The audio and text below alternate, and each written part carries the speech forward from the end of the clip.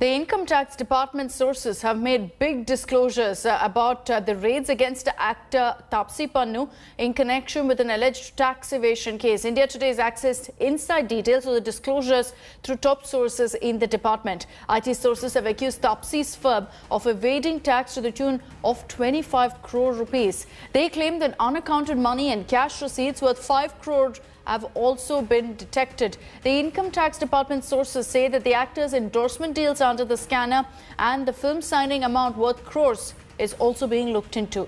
Officials of the Income Tax Department also suspect that Taapsee might have deleted data from devices in her home. This after Taapsee was grilled for the second straight day yesterday in connection with this case.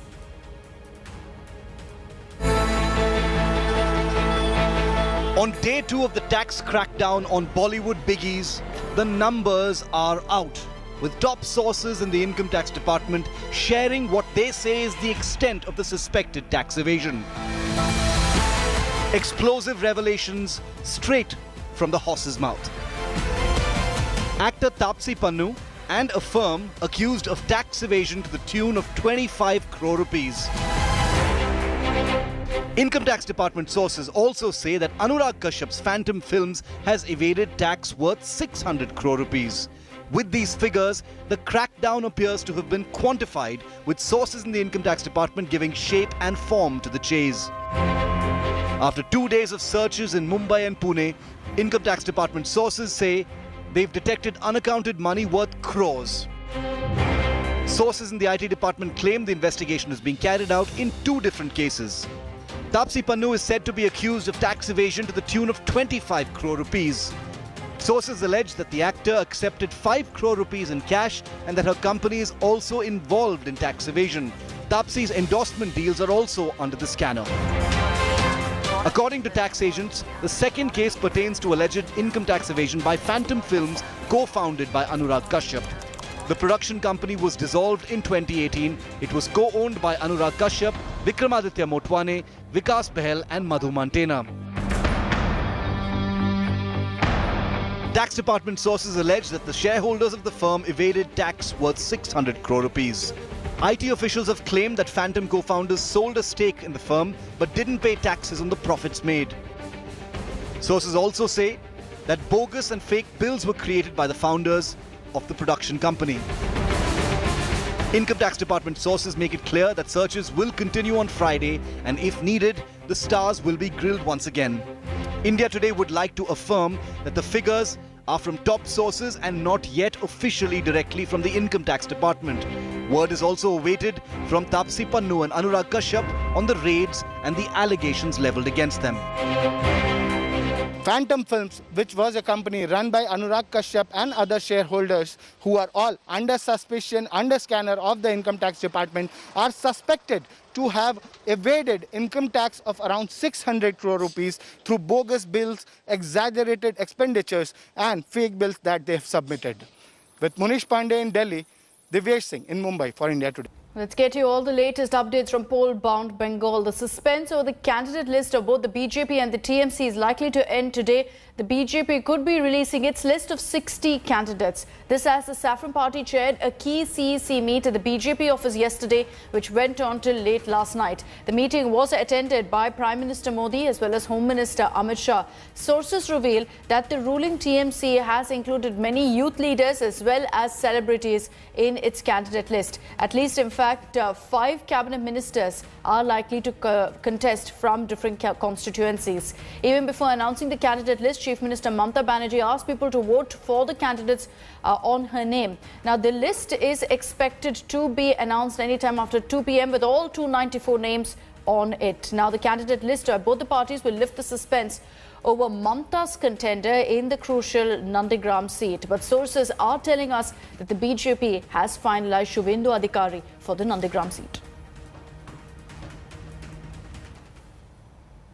As both the BJP and TMC delay the announcement of their candidate list, it's turning out to be a nail-biter. Usually, the major parties in Bengal start announcing candidates much before the nomination process begins. But not this time, because the stakes are clearly very, very high for the Bengal election.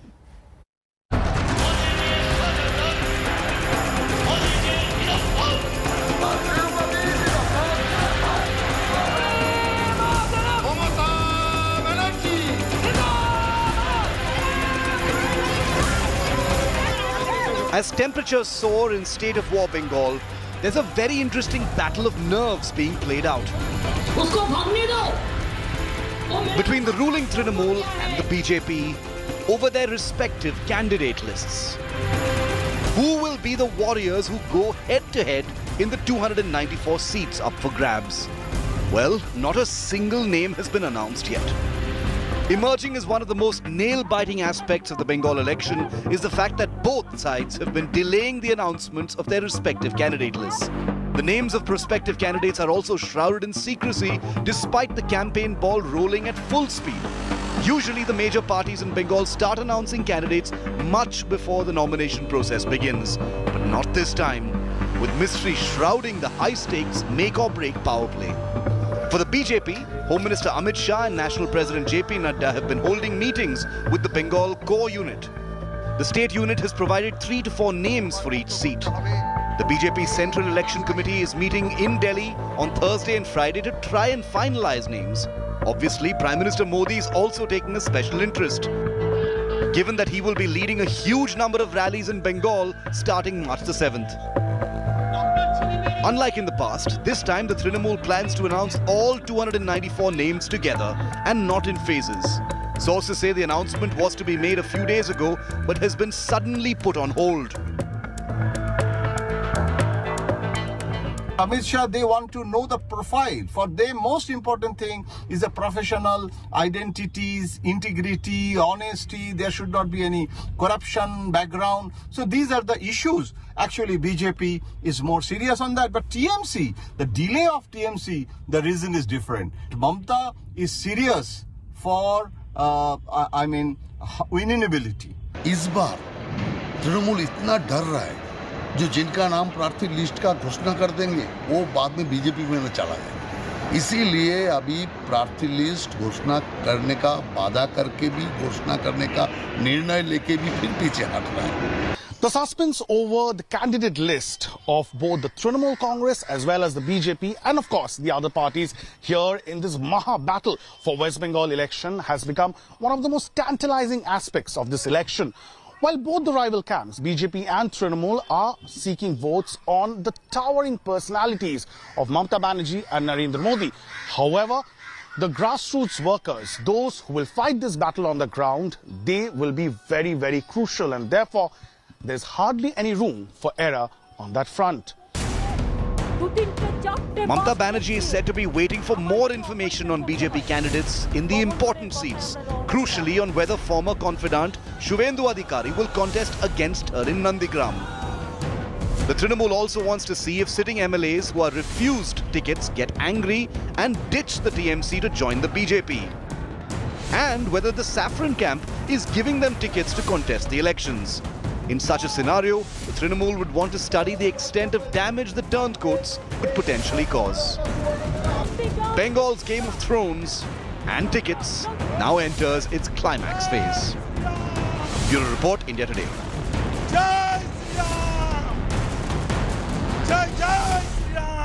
The Congress and DMK are yet to reach a consensus over seat-sharing formula ahead of the assembly polls in Tamil Nadu. Congress leader Veerappa Moily has confirmed that seat-sharing discussions are still on between the two parties.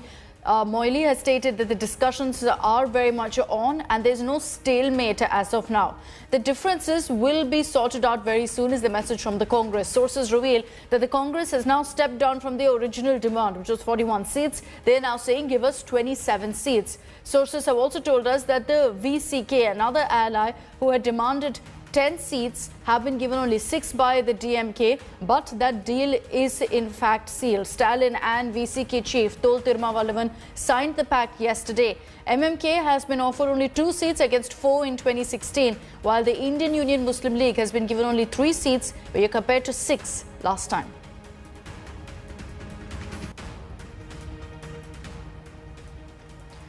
And while the Congress has in fact stepped down from the original demand, they're saying give us 27 seats. The DMK is not even agreeing to that. They're saying we will only give 22 seats and nothing about that. We'll have to see if the Congress agrees to step down further on their demand. The vaccination drive has picked up in India. There is, however, a concern of cases spiking in many states. So what is the government doing to arrest this spike? What are the challenges ahead as well? Here's a report by Sneha Murdani. Progress in vaccination drive and reduction in vaccine hesitancy, but all is still not well in India's battle against the pandemic. The government is concerned about a spike in cases which has been consistently increasing for the past 2 weeks. With an increase of 17,407 cases, India's count of active cases has jumped to 1,75,044. Maharashtra, Kerala, Punjab, Tamil Nadu and Gujarat as well as Karnataka are the worst hit states. Maharashtra is now reporting close to 10,000 cases. The state had last reported 10,000 cases in October. Kerala is also reporting close to 3,000 new cases every single day. Mumbai continues to worry with over 1,100 new cases, but the government says the situation has to be managed and examinations for children will not be cancelled.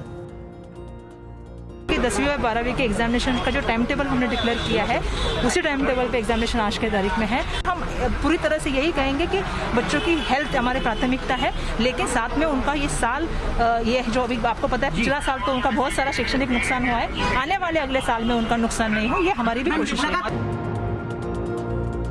The Health Ministry has asked for caution to be exercised. Virus की प्रकृति है कि जब भीड़ बढ़ती है तो संक्रमण बढ़ाता है। तो ये जो शादियों का सीज़न आया है, शादियां हुई, उसमें ग्रुप जगह बढ़ी, भीड़ बढ़ी, पार्टी हुई, तो हमें इससे बचना चाहिए। शादियां करें, फंक्शन करें, लेकिन बहुत कम लोगों में करें। Experts are also warning about a possible surge with instances of super spreader events being reported from many parts of the country. A school in Karnal in Haryana, for example, has 57 children and staff members down with the infection. Experts say school outbreaks look like the next big threat. We must be very careful when we reopen schools to make sure that crowding does not happen. And we must give priority to teachers to be vaccinated because they will be exposed to large amounts of viruses over a period of time. The number of infections in the country with the UK, Brazil and South African strains has gone up to 242. The UK strain, which is the B.1.17 strain, is particularly worrying given the fact that it has a transmissibility of over 60%. Health officials are worried also because this is an evolving pandemic and the situation is changing now. In New Delhi, Sneha Murdani for India Today. Let's get to your special segment this morning, the good, bad and ugly news in the fight against coronavirus. First up, let's get you the good news on COVID-19. Now, India has shown one of the highest vaccine acceptancy rates in the world. When a survey done by the Harvard researchers questioned about 18,000 women across 16 countries, women in India have said that they would move ahead to take the vaccine if it's safe, free and at least has more than 90% efficacy. Now, 60% of pregnant women have said that they will take the vaccine, and with 75% non-pregnant women saying they will also opt to take the vaccine, with about 78% women saying that they would like to vaccinate their children to provide protection against COVID-19. Along with India, the Philippines and the Latin American countries have shown a high vaccine acceptancy according to the study, while on the other side, countries like the United States of America and Russia, Australia have shown some of the lowest vaccine acceptancy rates. Here is the bad news of the day when it comes to the pandemic. What's happening right now in the country is that 5 states are reporting and accounting for more than 85% of the total number of new cases in the country. The problem states are Maharashtra, Kerala, Tamil Nadu, Punjab, Madhya Pradesh and even Gujarat to a great extent. Maharashtra has started to report a high number of cases, almost 10,000. The last time Maharashtra reported more than 10,000 cases was in October last year.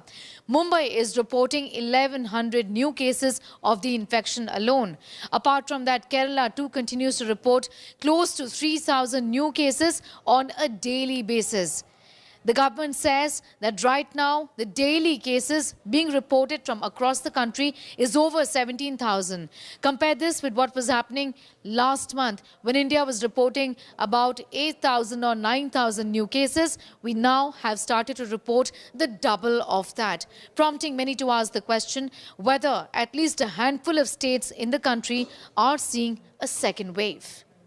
The ugly side to COVID-19 is the growing number of strains that have entered in the country. With the latest reports shared by the Union Health Ministry, there are about 242 new cases that are results of the variants that have come from United Kingdom, also called the Kent variant, the South African strain, as well as the Brazilian strain in the country. Now, these strains have been found in states like Maharashtra, which have been showing an exponential rise in COVID-19 cases. Mumbai civic authorities have also pointed out to the fact that 1 in every 90 samples has the United Kingdom variant, and the case is because of this particular variant. We already know from reports and researches done by experts internationally that the variant is more infectious and spreads faster than any other. In fact, the South African variant is known to spread even faster than the variant from United Kingdom. That is why social distancing and avoiding super spreader events is essential. India have once again taken an early advantage in the series after dismissing England for 205 on the first day of the fourth test in Ahmedabad. England won the toss but were found wanting against a top-class bowling performance from India, with Akshar Patel leading the pack with a 4-wicket haul. For a spinner. Oh, well, the straight ball. The pitch played nicely, but England's batting continued to struggle. And it's getting everybody. Gap between bad and bad. That's up in the air. Akshar Patel's arm ball once again did the trick for India, dismissing Bob Sibley and Zach Crawley early in the innings. Siraj back into the attack. Oh, it's a huge shout. Mohammad Siraj then got the big wicket of English skipper Joe Root as the visitors lost their top 3 for just 30 on the board. Off the mark finally. Johnny Bairstow and Ben Stokes put together a 48-run stand before Siraj trapped Bairstow leg before. That's gone through, maybe off the pad, and he's given him. Brings out the reverse sweep and will get to his 50. Ben Stokes looked good and brought up his 24th test half-century. Then spin. The star all-rounder once again fell to off-spin, but it wasn't Ashwin this time. And Washington Sundar got a well-set Stokes for 55. Wicket doesn't get to the pitch, smothers the spin, and then gets a short one. Oli Pope and Dan Lawrence did all the hard work to thwart the Indian spinners for a fair bit of time and took England into tea at 144 for 5. Good way to go into tea. Will taste a lot better with that sumptuous drive down the ground. Oh, that's a wicket. They seem to have settled in nicely with a 45-run stand before Pope's inside edge looped off his back pad to give Ashwin his first wicket of the innings. Oh, that's gone. England innings just crumbled thereafter. Dan Lawrence played well for his 46 but was outstumped of Akshar Patel before the England innings folded up for 205, their first score in excess of 200 in the last 5 innings. So the spinners have taken 8 wickets. Wrapped on the pads. In reply, Shubman Gill was gone in the very first over. First runs for Rohit Sharma. But Rohit Sharma and Cheteshwar Pujara negotiated the remaining overs in the day to finish at 24 for 1 at stumps. Sports Bureau, India Today. Hello everyone, this is Rahul Kamal here. Hope you enjoyed this video. For the latest news and analysis, like and subscribe the India Today YouTube channel and don't forget to press the bell icon to stay updated.